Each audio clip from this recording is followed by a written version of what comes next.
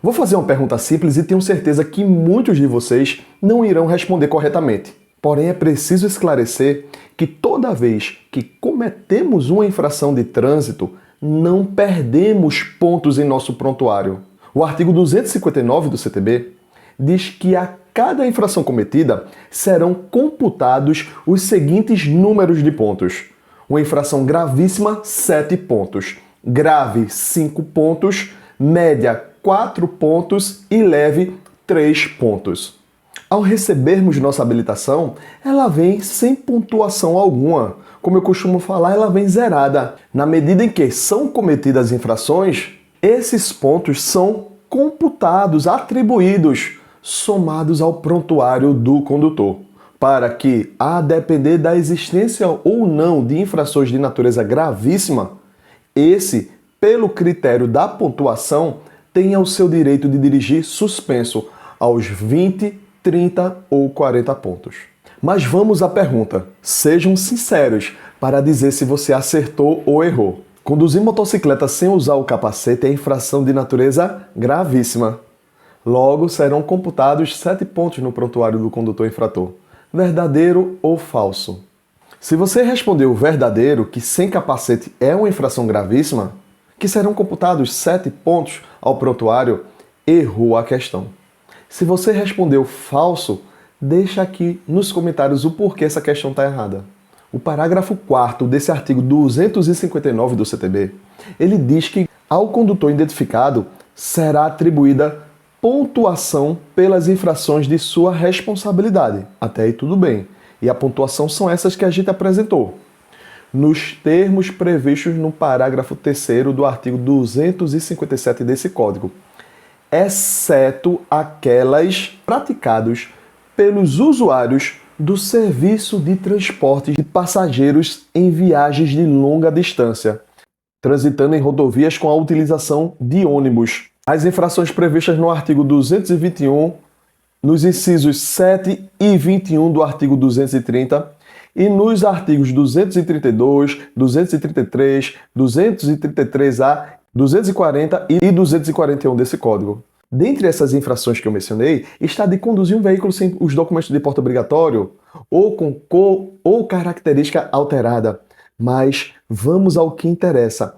Por que conduzir um veículo, uma motocicleta sem o capacete, é uma infração gravíssima, isso está correto, porém não serão atribuídos 7 pontos ao prontuário do infrator. Porque o inciso 3 desse parágrafo 4º do artigo 259 do CTB diz que não serão computados os pontos para as infrações puníveis de forma específica, com a suspensão do direito de dirigir. Gente, o nosso código apresenta inúmeras infrações que, por si só, já acarreta na suspensão do direito de dirigir. São aquelas que algumas pessoas costumam chamá-las de infrações autossuspensivas.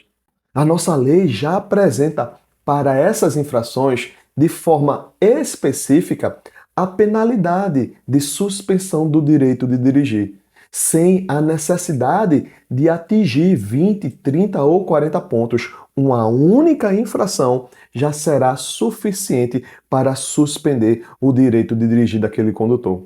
O exemplo mais conhecido dessas infrações é a de conduzir um veículo sob a influência de álcool, que é infração gravíssima, porém não possui pontos essa infração. Não tem pontos atribuídos ao prontuário do condutor.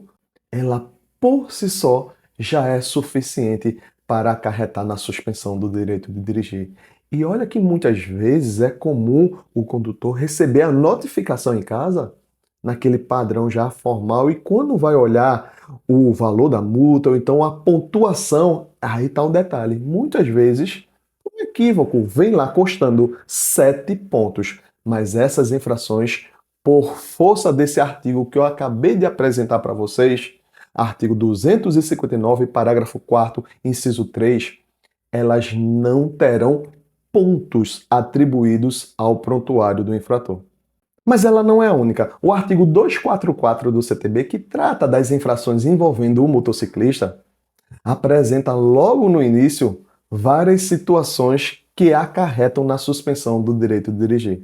Como vocês podem ver, é a infração que gerou a minha pergunta no início do vídeo. Conduzir motocicleta, motoneta ou ciclomotor sem usar capacete de segurança.